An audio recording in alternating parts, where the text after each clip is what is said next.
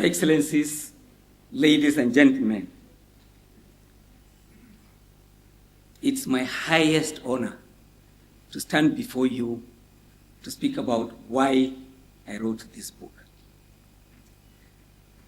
But this enormous get-together, gathering of people, no, it's not owed to me, it's owed to Muhammadu Buhari. Can I beg that each one of us, depending on their religions, say a 10-second prayer. May Allah restore President Muhammadu Buhari's health. 10 seconds, please.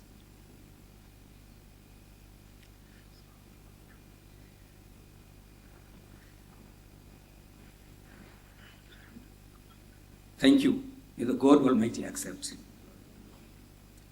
I'm not going to go, to recognitions, but by necessity, there are a few that I just have to make. And please forgive me if I have to take a little more time. Your Excellency General Yakubu Gowon, the chairman of this occasion, who, as he said, actually deferred his summer holiday. He had gone on holiday from about June and doesn't come back until shortly before his birthday every year in October. Here he is with us. We're deeply honored by this. General, they mentioned Barrier College, and I'm privileged to have attended Barrier College as you did. Because for us, you are the personification of all that is good, of the values that Barrier College represented. When I was in junior class, you visited as the commander-in-chief, as head of state. Something happened, I don't know why. I found myself in a picture in between you and Governor Rotimi, who accompanied you to Barrier College on that day. After you had left, the pictures were put on display in front of the dining hall. Before I got to the dining hall to eat my food, everyone who saw me was screaming, "Come and see, you are in the same picture with General Gowon. You are in the same picture with General." So it's amazing, this life that I'm seated under the same roof. This mighty gentleman, taller than a windmill. It's a privilege. It's also a privilege that, number one, citizen of the country, President Bola Ahmed Tinubu, is here adequately represented.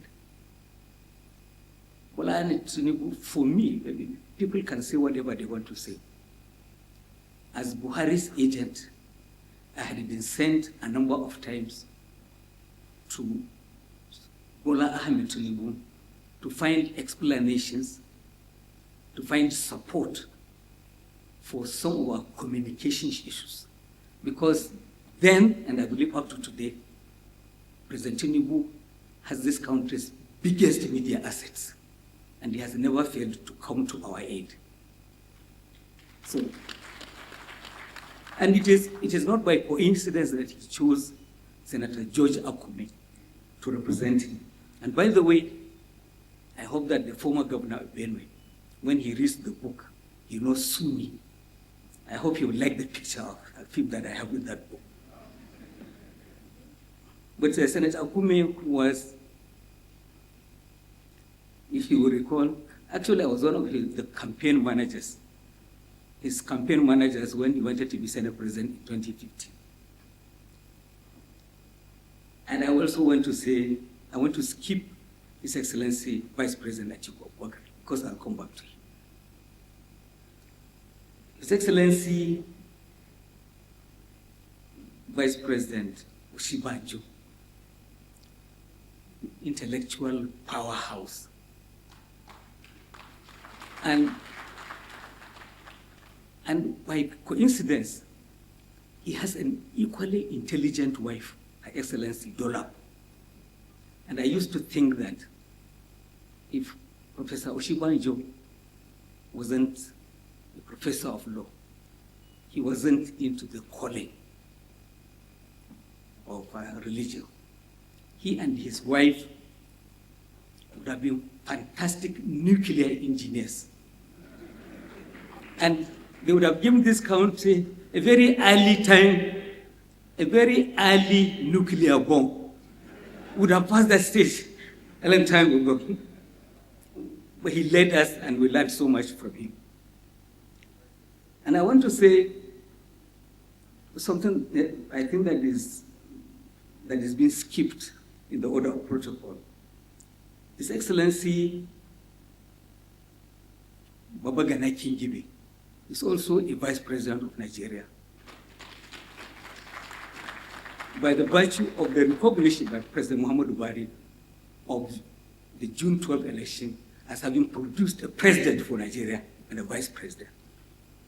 So both himself and Chief Atiku Abubakar are deserving of all the honor that is due to former presidents and vice presidents. Let me go to the book. Why did I write it? And again, I hope I'm not going to be accused of taking from Professor Oshibajo's calling.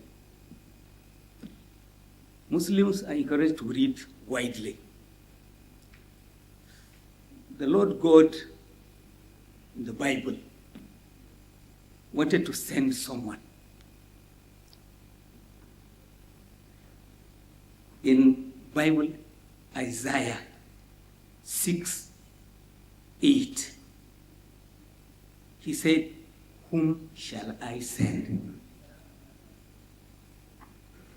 And the journalist stepped forward and said, "Here I am, send me." Not knowing what lied ahead. Some of us who chose journalism as profession, we didn't know that it was a bed with bombs beneath it. This is illustrated by one small story that I will tell. A gentleman and his wife took their 7-year-old child to a shop. As they were going around, mother saw 2 sweaters which she liked for this 7-year-old. Apparently, there was no money to pay for this. So, noticing that she was not being looked at, she picked 2 and tucked them in her bag. Her husband saw her, but shopkeeper didn't see. So they went home. Mommy was in the kitchen preparing food. And so the father looked at this little child and said to him, "Your mother is a thief." So the little boy got so enraged and dashed into the kitchen and was shouting at mother, "You are a thief. Why did you steal sweaters? I will not use them. You must take them back." So she took the sweaters from home and went out, back to the shop, or maybe she just dumped them somewhere else and came back. In growing up to his adulthood, this little boy said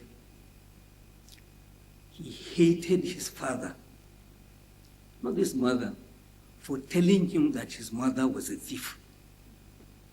As journalists, we get into a lot of trouble, not because it's our own issue,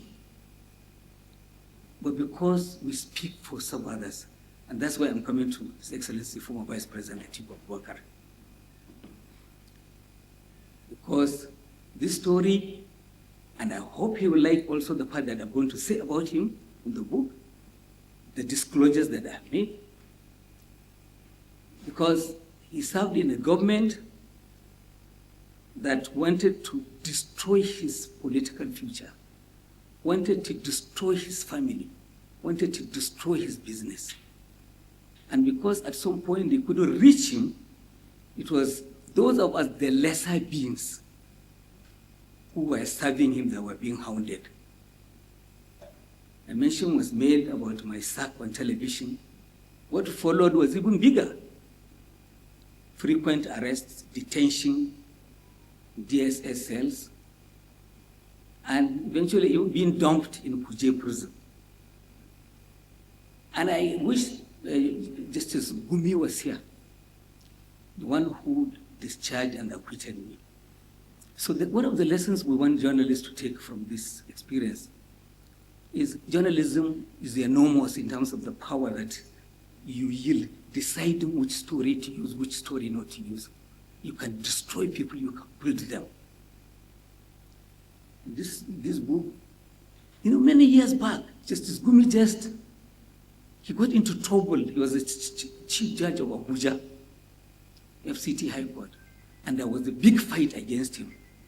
And they got him, they almost got him, those people who are trying to chase him out.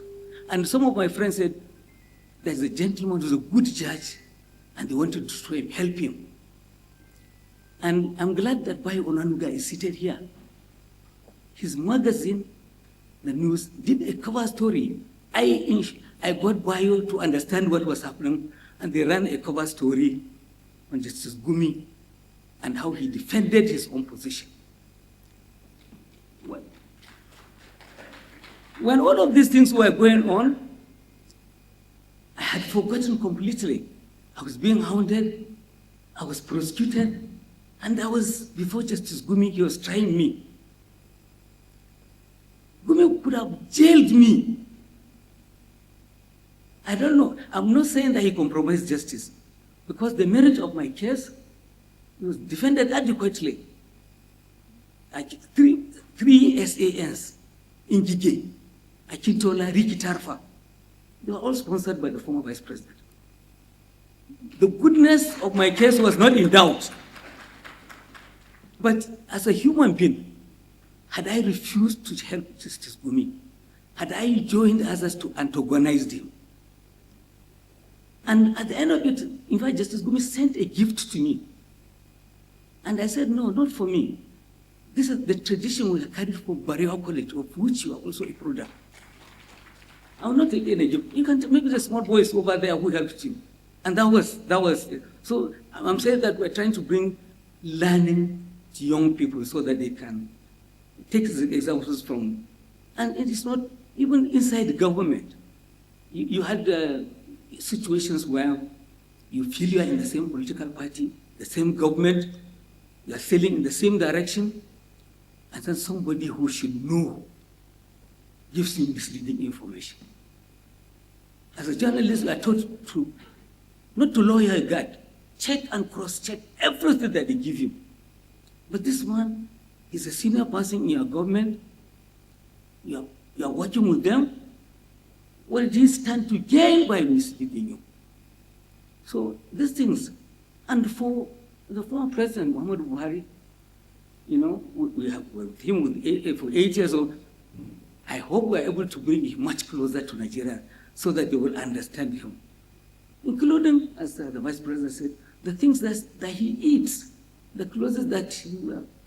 Why would he reject a diamond wristwatch? All of these things, people will learn, from them.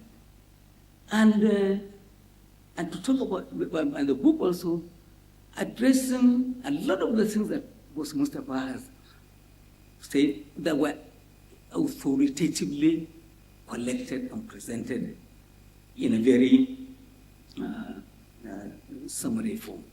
So Muhammadu Buhari has done his part, and the legacy must be preserved. This is a country that forgets too often. We are bedeviled by amnesia. The moment you go, they forget about you and they move on. So we must continue to preserve the legacy and keep the records of our former leaders. I think I will not say much. I'm supposed to introduce. So the book is intended to achieve two major objectives.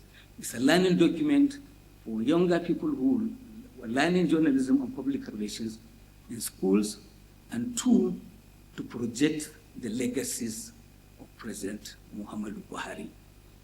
Before I take my seat, I know that I will not be back to say my vote of thanks. I would like to thank everyone who has come here, and in particular, cite the two younger brothers of Mrs. Buhari, who also have not been recognized, Mahmoud and Ahmed.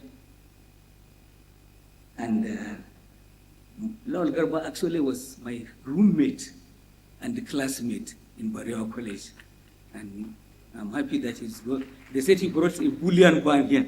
I'm glad that I had this.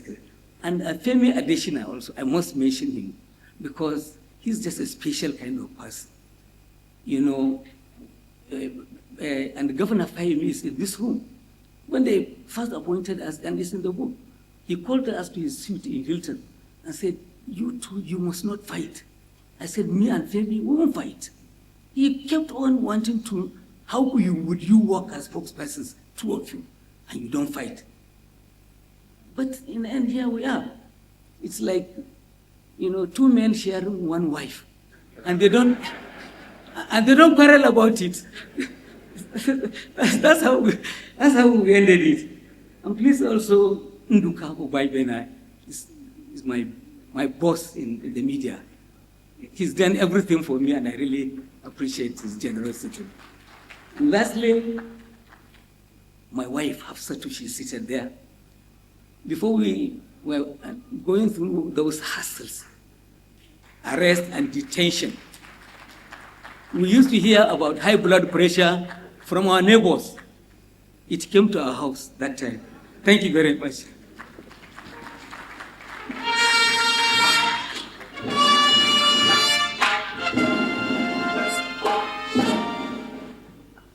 Thank you very much, Madam Garba Shehu, for putting your experience